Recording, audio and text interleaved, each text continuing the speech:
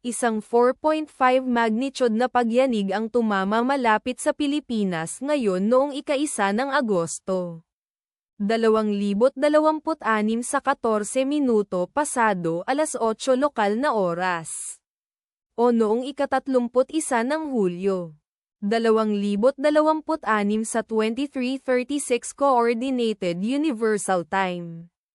Tulad ng iniulat ng USGS sa website nito.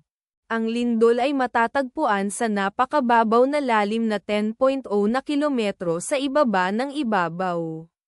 Sa mga coordinate latitude 10.7428 at longitude 126.1452.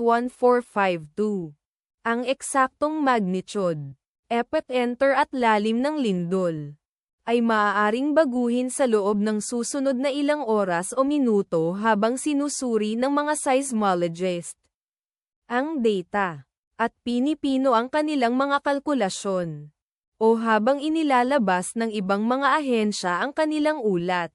Kabilang sa mga bayan o lungsod na malapit sa epicenter ang Giwan, Eastern Samar, na matatagpuan sa 56 kilometers o humigit kumulang 34.7 milya mula sa epicenter. Ang inirerekomendang pagkilos ay maging mapagbantay para sa mga posibleng aftershocks na maaaring mangyari. Ipagdasal natin na ang lindol na ito ay hindi magkaroon ng malaking epekto sa ating mga kapatid doon. At wala ng lindol. Amen.